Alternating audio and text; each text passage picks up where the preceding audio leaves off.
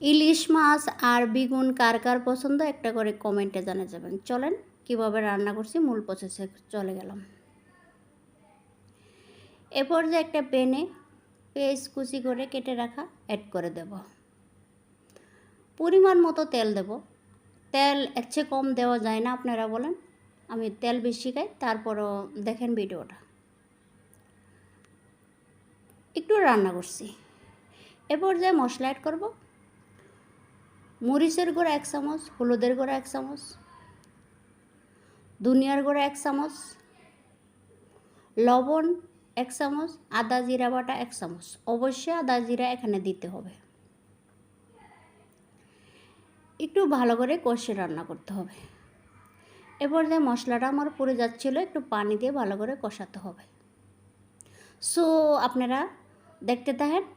আমার মরিচের গুঁড়া আর হলুদের গুঁড়া এতটা ভালো যে আমি বলে বোঝাতে পারবো না। তার কারণে আমার এরকম লাল লাল টাইপের চলে আসছে, মানে তেলগুলা বেশি মনে হচ্ছে। আসলে কিন্তু তেল বেশি না।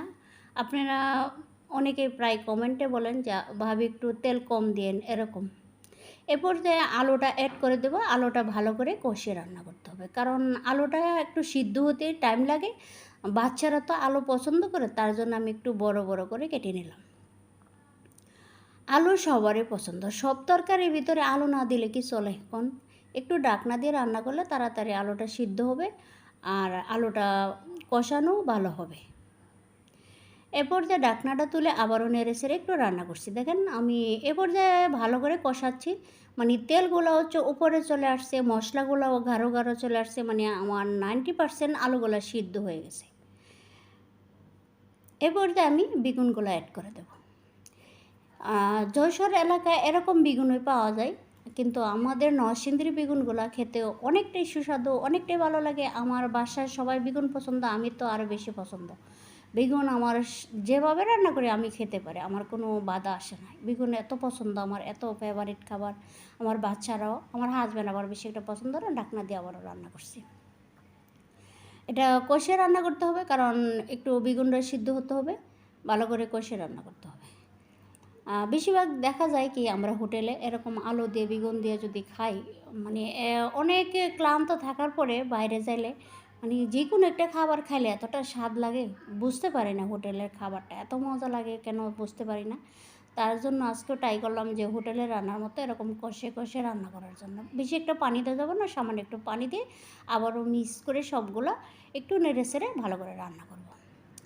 সো দেখেন আপনারা, মানে বেগুনের তরকারির ভিতরে একটু ঝোল কমই লাগে, মানে মাখা মাখা যদি ঝোল হয় তাহলে বেগুন খেতে, আলুটা মাখা মাখা, ঝোলগুলোও মাখা মাখা, তাহলে খাবারটা অনেকটাই ইয়ামি আসে। বলার কিছু নাই, যারা বেগুন পছন্দ তারা তো জানে না, আর যারা না পছন্দ বলার কিছু নেই। এখানে মাছগুলো, ইলিশ মাছগুলো ভেজে রাখছিলাম, ওইগুলো অ্যাড করে দেবো। সো আস্তে আস্তে সব মাছগুলো আমি অ্যাড করে দিচ্ছি। আপনারা যারা ভিডিওটা কন্টিনিউ দেখতে থাকেন সবাইকে ধন্যবাদ। মাছগুলো ফাইনালি দেওয়ার পরে আমি আবারও ভালো করে নেড়ে ছেড়ে একটু রান্না করছি। দেখেন একটু ধৈর্য সহকারে রান্না করতে হবে, মানে এই পর্যায়ে একটু গাঢ় গাঢ় টাইপের চলে আসবে ঝোলগুলো, মানে পাতলা থাকবে না। এই পর্যায়ে এরকম ছিল। আল্লাহ হাফেজ, সবাই ভালো থাকেন, সুস্থ থাকেন।